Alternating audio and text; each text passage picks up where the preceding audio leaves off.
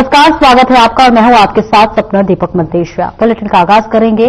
गुरुवार को मुख्यमंत्री पुष्कर सिंह धामी एक दिवसीय भ्रमण कार्यक्रम के तहत सतपुली पहुंचे। मुख्यमंत्री हेलीकॉप्टर से बेलखेत हेलीपैड पहुंचे, जहां पर कैबिनेट मंत्री सतपाल महाराज, गौसेवा आयोग के अध्यक्ष डॉक्टर राजेंद्र अंथवाल, विधायक लैंसडॉन दिलीप महंत और पौड़ी के विधायक राजकुमार पौड़ी सहित अन्य हस्तियों ने उनका स्वागत किया।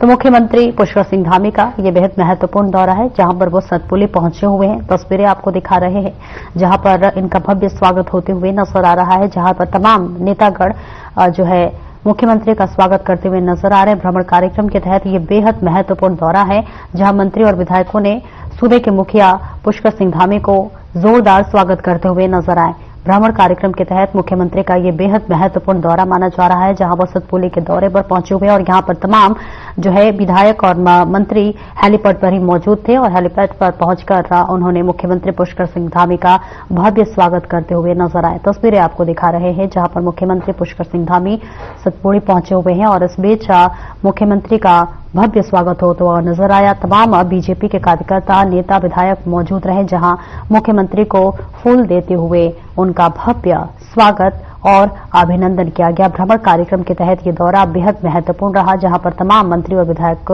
की मौजूदगी भी देखी गई, जहां मुख्यमंत्री भ्रमण कार्यक्रम के दौरान यहां पर पहुंचे हुए हैं और इसी के साथ साथ जायजा लेते हुए, निरीक्षण करते हुए भी सूबे के मुखिया नजर आए। तस्वीरें आपको दिखा रहे हैं, जहां पर मुख्यमंत्री पुष्कर सिंह धामी अपने हेलीकॉप्टर से पहुंचे हुए हैं। हेलीपैड पर तमाम नेता मंत्रीगण पहुंचकर मुख्यमंत्री पुष्कर सिंह धामी का भव्य स्वागत करते हुए नजर आए। फूलों का गुलदस्ता देकर मुख्यमंत्री का भव्य स्वागत किया गया।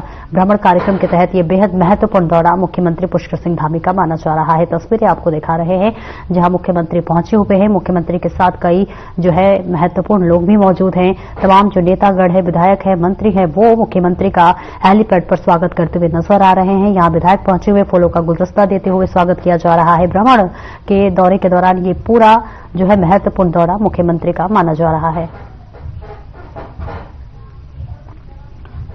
और वहीं मुख्यमंत्री पुष्कर सिंह धामी ने निर्देश दिया है कि नई दिल्ली में नवनिर्मित उत्तराखंड निवास आम जन के लिए भी उपलब्ध कराया जाना सुनिश्चित किया जाए।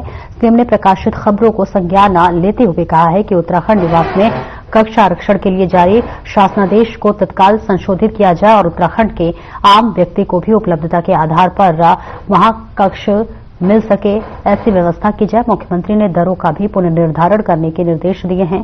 शासनादेश के मुताबिक दिल्ली में बनाए गए नए उत्तराखंड निवास में केवल नेता और आला अफसरों को ही ठहरने की सुविधा दिए जाने की बात कही गई थी, जहां बाकी के लिए यहां प्रवेश नहीं रहेगा। राज्य संपत्ति विभाग ने इसके लिए वेट लिस्ट और ठहरने के पात्र लोगों की सूची जारी कर दी थी। अपर सचिवों से लेकर आम आदमी तक के लिए यहां ठहरने की व्यवस्था नहीं की गई थी, जिसका संज्ञान लेते हुए सीएम धामी तत्काल इसे संशोधित करने के निर्देश दिए। यहां उत्तराखंड शासन या सरकारी विभागों की बैठक निःशुल्क कराई जा सकेंगी।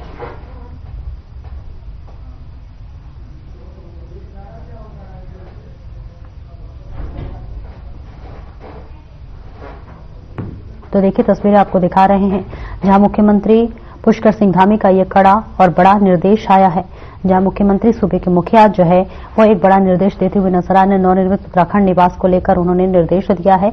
देखिए, यहां पर आम जन के लिए भी जो है तमाम व्यवस्थाएं थी वो उसकी उपलब्धता हो, ऐसा मुख्यमंत्री पुष्कर सिंह धामी करते हुए नजर आ रहे हैं। हालांकि देखिए, यहां पर किसी भी व्यक्ति की प्रवेश वर्जित थी, लेकिन अब इसमें संशोधित करने के लिए सूबे के मुखिया ने निर्देश दिया है और इसमें संशोधन करने की बात कही जा रही है, जहां मुख्यमंत्री पुष्कर सिंह धामी ने ये कड़ा और बड़ा निर्देश दिया है। जहां पर आपको बताते चले कि मुख्यमंत्री का ये बड़ा निर्देश नवनिर्मित उत्तराखंड निवास को लेकर भी निर्देश देते हुए मुख्यमंत्री नजर आ रहे हैं। आमजन के लिए भी उपलब्ध हो निवास, ऐसा सूबे के मुखिया का कहना है।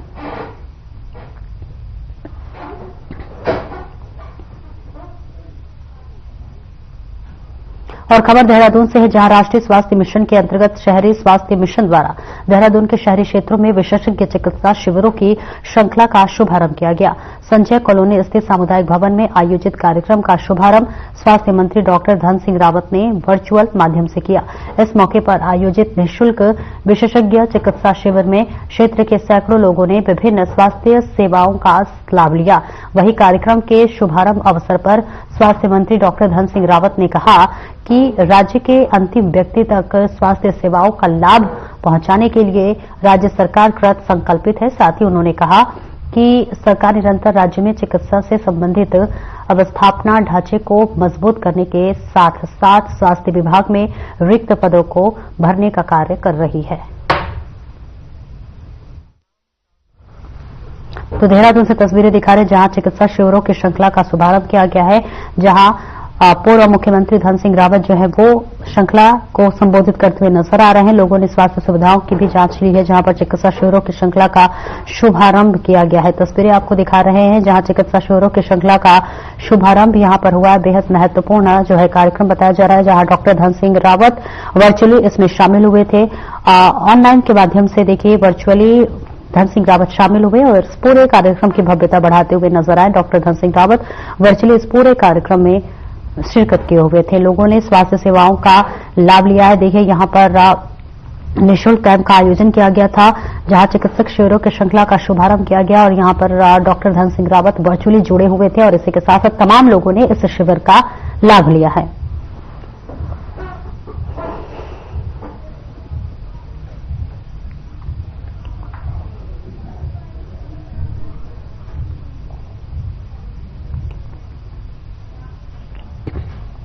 उत्तराखंड में वनाग्नि के स्थायी समाधान तथा चीड़ की पत्तियों से सिबोजी उत्पादन की संभावनाओं पर गंभीरता से कार्य करने के प्रति परिप्रेक्ष्य में मुख्य सचिव राधा रतोड़ी ने सचिवालय में इंडियन ऑयल के साथ बैठक में इस संबंध में ऊर्जा, ग्राम्य विकास, पंचायती राज एवं वन आदि संबंधित विभागों तथा इंडियन ऑयल के अधिकारियों की एक कमेटी गठित करने के निर्देश दिए हैं। मुख्य सचिव ने इंडियन ऑयल का राज्य में पेरोल की सीबीजी उत्पादन में फील्ड स्टाफ के रूप में प्रयोग करने, जैविक खाद तथा ग्रीन हाइड्रोजन के रूप में उपयोगिता की संभावनाओं पर अध्ययन कर रिपोर्ट शासन को भेजने के लिए कहा है।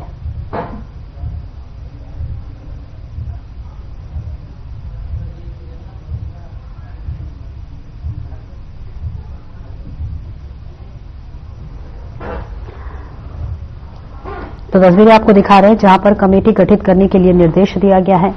कई विशेषज्ञों विभागों के अधिकारी इसमें शामिल हुए हैं। राधा रतोड़ी को आप देख पा रहे हैं, जहां पर तमाम निर्देश देते हुए राधा रतोड़ी नजर आ रही हैं। कमेटी गठन के भी निर्देश देने के लिए कहा गया है। मुख्य सचिव राधा रतोड़ी ने एक महत्वपूर्ण बैठक की है, जहां खुद इसकी अध्यक्षता राधा रतोड़ी करते हुए नजर आ रही हैं, जहां पर यह बेहद महत्वपूर्ण बैठक बताया जा रहा है। कई विभागों के अधिकारी इस बैठक में शामिल हुए थे, जिसमें राधा रतोड़ी तमाम दिशा निर्देश देते हुए नजर आ रहे। कमेटी गठित करने के लिए भी राधा रतोड़ी ने अधिकारियों को निर्देश दिया है।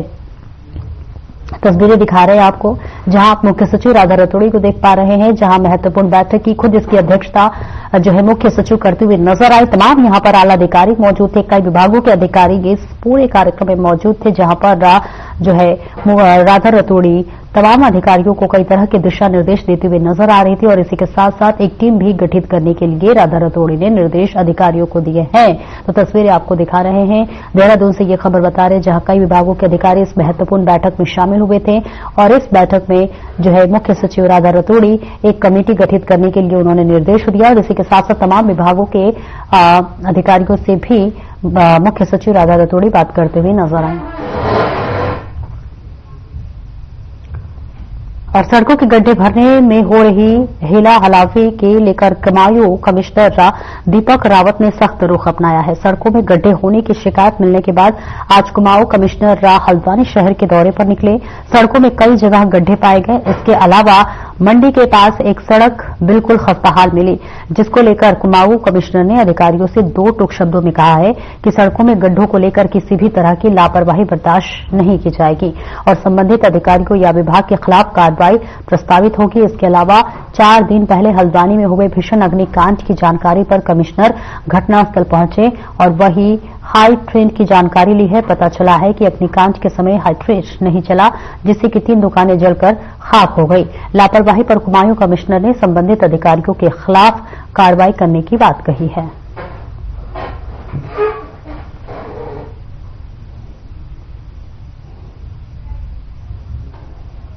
तो कमिश्नर शहर का ये दौरा क्या है, बेहद महत्वपूर्ण दौरा माना जा रहा है, जहां निरीक्षण करते हुए नजर आ रहे हैं कमिश्नर। अग्निकांड वाले घटनास्थल का जायजा लिया है। यहीं पर अग्निकांड हुआ था, जहां पर भीषण आग लगी थी, और अब खुद कमिश्नर चलते हुए नजर आ रहे हैं, यहां पर खुद पहुंचकर जायजा लेते हुए नजर आ रहे हैं। अग्निकांड वाले घटना पर जो है कमिश्नर पहुंचे हुए हैं, और इसी के साथ साथ कमिश्नर ने शहर का दौरा किया है। जो कुछ भी नुकसान हुआ है उसकी भरपाई के लिए भी देखिए आश्वासन देते हुए नजर आ रहे हैं कि इसकी बात भी देखिए ऊपर आला अधिकारी तक पहुंचाई जाएगी। तो देखिए तस्वीरें आपको दिखा रहे हैं जहां सड़कों की हालत खराब है, और इस वजह से खुद कमिश्नर इस पूरे सड़क का जायजा लेते हुए नजर आ रहे हैं। आपको बता दें कि यही वो जगह है जहां पर बीते दिनों आग लग गई थी, और एक काफी जो है नुकसान हुआ था, जिसका अब निरीक्षण करने के लिए खुद कमिश्नर पहुंचे हुए हैं, और इसी के साथ साथ इस जगह की जायजा लेते हुए नजर आ रहे हैं। इस पूरे शहर का जो है कमिश्नर ने दौरा किया है।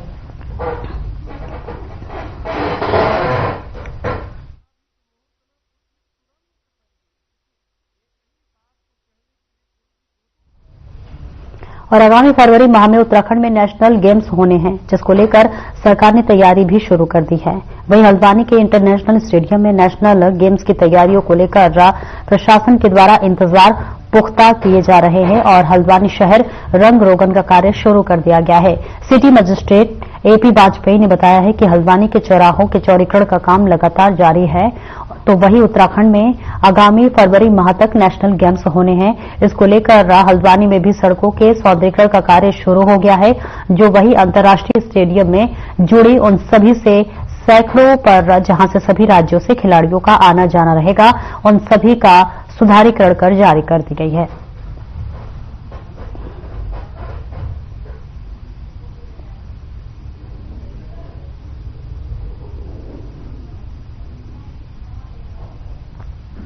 ये जो चौराहों के चौड़ीकरण का कार्य है वो तो हमारा गत वर्ष दिसंबर से प्रस्तावित था, और उसमें काफी प्रगति हो गई है, और वो कई जगह हम लोग फिनिशिंग की स्थिति में है।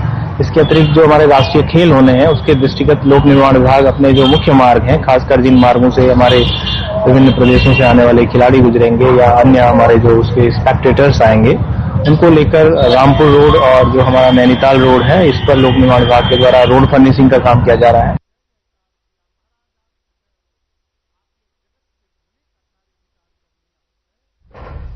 और वहीं हल्द्वानी कोतवाली में आरटीआई कार्यकर्ता भुवन पोखरिया पर सरकारी कार्य में बाधा डालने का मुकदमा दर्ज हुआ है। LIU sub inspector Manoj Kumar ने हल्द्वानी कोतवाली में पुलिस में ताहिर देते हुए जो है बताया कि भुवन पोखरिया कुछ लोगों के साथ बहुउद्देशीय पुलिस भवन में वरिष्ठ पुलिस अधीक्षक नैनीताल के कार्यालय में आया, और इस दौरान भुवन पोखरिया जोर जोर से बोल रहा था, लेकिन जब उसे समझाने का प्रयास किया गया तो उसने पुलिसकर्मी के साथ ही गाली गलौज कर शुरू कर दिया। इतना ही नहीं, आरटीआई कार्यकर्ता पर पुलिसकर्मी के परिवार को अपशब्द बोलने का भी आरोप लगा। फिलहाल पुलिस पूरे मामले में भुवन पोखरिया से पूछताछ कर रही है।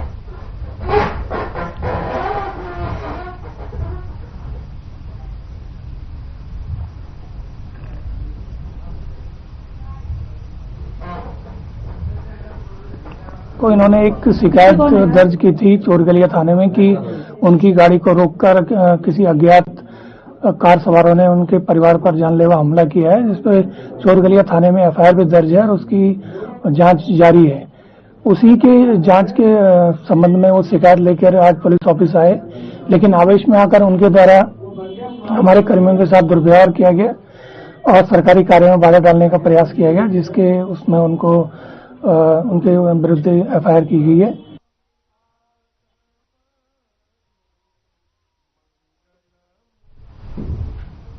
एक छोटे से ब्रेक के लिए रुकेंगे, जल्द लौटते हैं।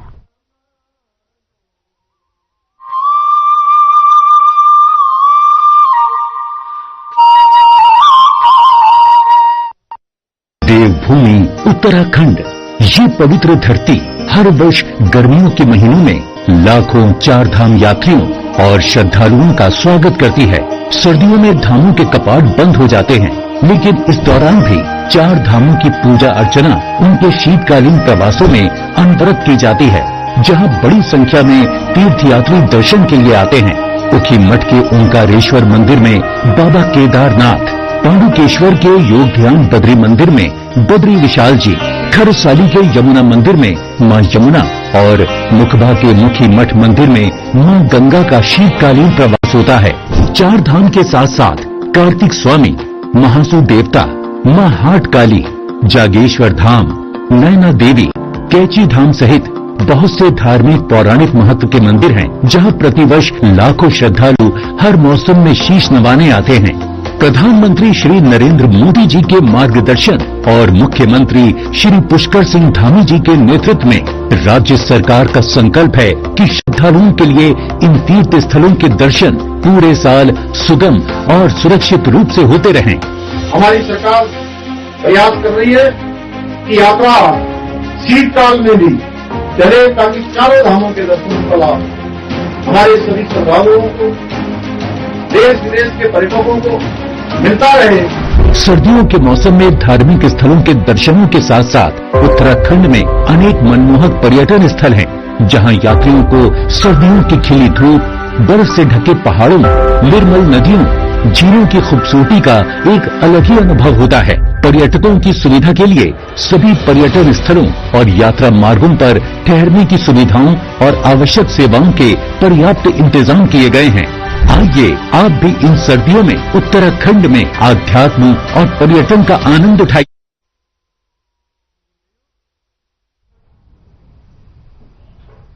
और ब्रेक के बाद एक बार फिर से स्वागत है आपका। खबरों में आगे बढ़ेंगे। उत्तराखंड में यूनिफॉर्म सिविल कोड जनवरी 2025 में लागू किया जाएगा। इससे पहले अधिकारियों और कर्मचारियों को यूनिफॉर्म सिविल कोड के इस्तेमाल संबंधित ट्रेनिंग दी जा रही है। जैसे ही ये ट्रेनिंग पूरी हो जाएगी, प्रदेश में यूनिफॉर्म सिविल कोड लागू कर दिया जाएगा और इसके लिए सभी तैयारियां पूरी कर ली गई है। आपको बता दें कि उत्तराखंड यूनिफॉर्म सिविल कोड लागू करने वाला देश का पहला राज्य बन जाएगा।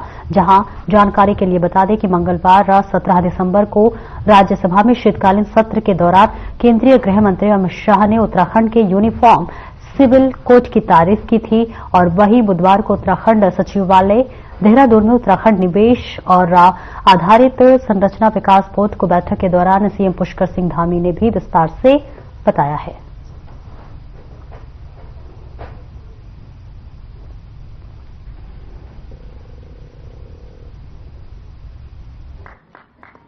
यूसीसी ड्राफ्ट कमेटी के द्वारा 18 अक्टूबर 2024 को यूसीसी की नियमावली शासन को दे दी गई है, हमें प्राप्त हो गई है और उस पर कार्रवाई गतिमान है।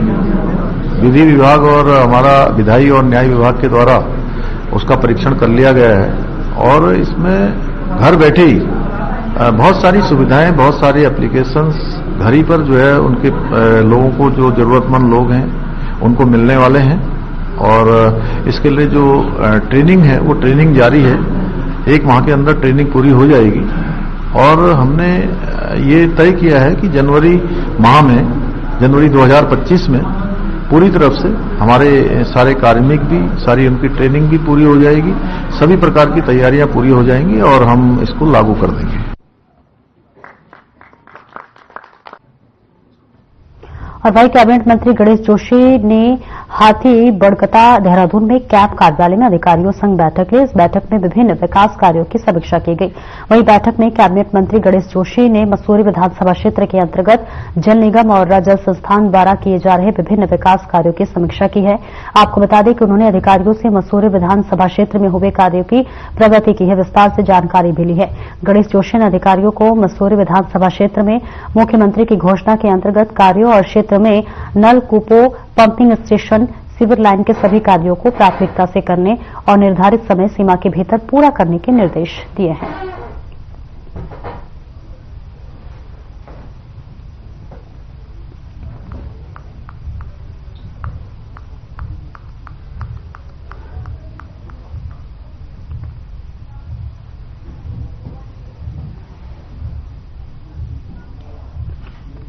केंद्रीय गृह मंत्री अमित शाह ने संविधान पर चर्चा के दौरान उत्तराखंड की तरह से दूसरे बीजेपी शासित राज्यों में यूसीसी को लागू करने की बात कही है और इसके साथ ही उन्होंने यह भी बताया है कि किस रूट के जरिए यूसीसी पर आगे बढ़ेंगे। अमित शाह ने साफ साफ शब्दों में कहा है कि उत्तराखंड की तर्ज पर बीजेपी शासित राज्यों में यूसीसी को लागू करेंगे और ऐसे में माना जा रहा है कि 370 और एक देश एक चुनाव की तरह संसद की बजाय विधानसभा के जरिए अपने एजेंडे को अमली जामा पहनाएगी। वहीं यूसीसी को लेकर उच्च शिक्षा राज्य मंत्री देवेंद्र भसीन का भी बयान सामने आया है।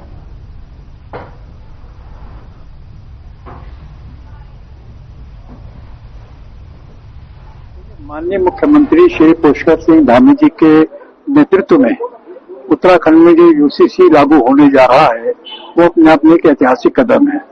माननीय धामी जी ने इसकी घोषणा चुनाव से पहले की थी और चुनाव के तुरंत बाद जो है इस पर कार्य प्रारंभ किया था।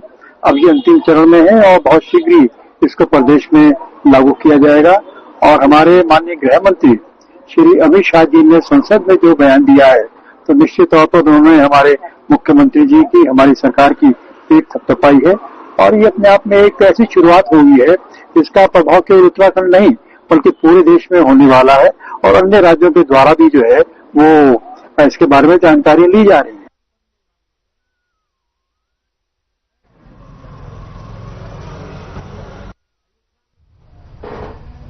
परिवहन विभाग परिसर में राष्ट्रीय सेवा योजना के अंतर्गत रक्तदान शिविर का आयोजन किया गया। कार्यक्रम का उद्घाटन ज्वाइंट मजिस्ट्रेट रुड़की ने किया। परिवहन विभाग के कर्मचारियों ने भी रक्तदान किया। इस मौके पर ज्वाइंट मजिस्ट्रेट ने कहा कि लॉकडाउन के दौरान ब्लड बैंकों में रक्त की कमी होने पर मरीजों को परेशानी का सामना करना पड़ रहा था। रक्तदान महादान है, इससे किसी की जान बचाई जा सकती है, इसलिए समय समय पर सभी को रक्तदान करना चाहिए। वहीं कैंप संचालन ने कहा कि हम लोग निरंतर कैंप लगाकर रक्तदान करवा रहे हैं। साथ ही कैंप के आए हुए सभी लोगों का धन्यवाद दिया।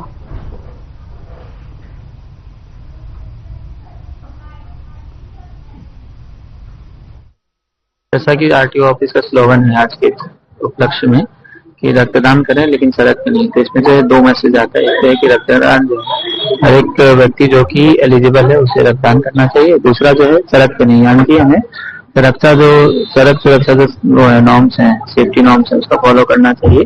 हेलमेट पहनना चाहिए, ओवर स्पीडिंग नहीं करना है, लॉन्ग कट पे अपने को ड्राइव नहीं करना है। तो इस शिविर के माध्यम से जो है आरटीओ ऑफिस में और फिर जिला जो चिकित्सा अस्पताल है एक रक्तदान महादान के बराबर होता है।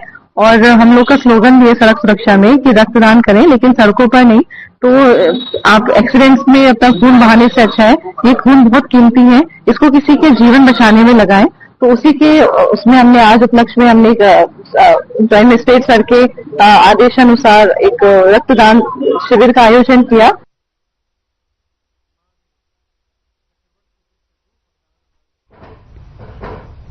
ऋषिकेश की रायवाला पुलिस ने यातायात नियमों का उल्लंघन करने वाले 35 वाहन चालकों के खिलाफ कार्रवाई की। इस दौरान पुलिस ने 3 वाहनों को सीज किया है और 26,000 रुपए का राजस्व भी प्राप्त किया है। प्रभारी निरीक्षक देवेंद्र चौहान ने बताया कि वाहन चेकिंग अभियान चलाया जा रहा है और इस अभियान के तहत यातायात नियमों का उल्लंघन करने वाले वाहन चालकों के खिलाफ कार्रवाई की जा रही है और नियमों का पालन करने के विषय में जागरूक भी किया जा रहा है।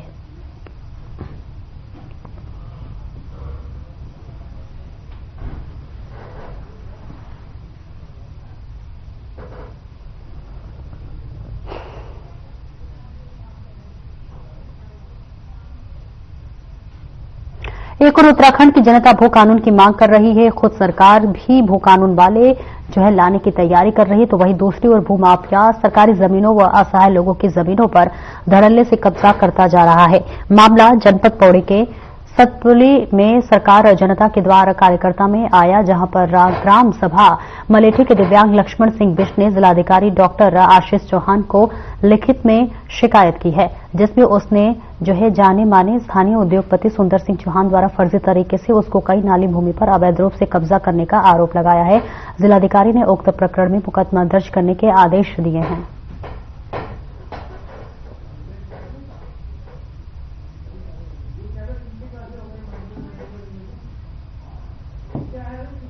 सर मेरे साथ है, मेरी मम्मी ने और मेरे चाचा ने वो कहीं ऊपर बेचा था। सन 2010 की बात है। ये मेरे ख्याल 16 नाली एक जगह है, 16 नाली जमीनें वहां बेची थी और एक हमने इधर बेची थी, ये डॉलर वाली जो दोनों रोड है चौनकोट गेट। अब मेरे साथ ऐसा हुआ, मेरे को पहले पता नहीं लगा इस जमीन के बारे में। जब यहाँ जीसीबी लग गई, अभी 2024 की बात है, जब यहाँ जीसीबी लगी तब मैं आया, मैंने कहा चौहान जी आपने यहाँ जीसीबी क्यों लगाई? तो इन्होंने मेरे को बोला आपने ये बेच रखी है। तो मैंने कहा इनको, मैंने कहा बोला कि मेरे को रजिस्ट्री दिखा दो, ये मेरे को बड़े आश्रम ले गए। मेरे सबसे ये है कि ये जमीन हमने कम से कम 15 साल पहले ली थी और 15 साल खातेदारों ने बेची है। वो खातेदार दो है, एक चाचा है, एक चाचा ताऊ मेरे भाई का लड़का है।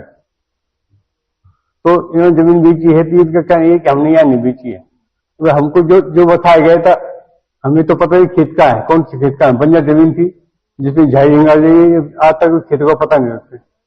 तो हमने किसी जमीन, अवैध जमीन किसी की, तब जो हमारे रजिस्टर में जिनके नंबर है उन्हीं में कागज है। मेडिकल कॉलेजों के बेहतर संचालन को लेकर उत्तराखंड के चिकित्सा शिक्षा मंत्री डॉक्टर धन सिंह रावत ने एसओपी बनाने के निर्देश दिए हैं, जिसमें सभी चिकित्सकों और कार्मिकों की बायोमेट्रिक उपस्थिति दर्ज होगी। और इस बात पर चिकित्सा शिक्षा के निदेशक डॉक्टर आशुतोष रयाना ने कहा है कि एसओपी बनाने को भी लेकर सभी मेडिकल कॉलेजों के प्राचार्यों के साथ बैठक की गई है, जिसमें सभी डॉक्टर और कार्मिकों के दायित्वों इन सब को देखते हुए एसओपी बनाने की आवश्यकता पर जोर दिया गया है। जहां पर साथ ही उन्होंने कहा कि 1 हफ्ते में एसओपी बनने की उम्मीद है, जिसके बाद किसी भी कार्मिक को उनके दायित्व से बार बार अवगत कराने की आवश्यकता नहीं होगी।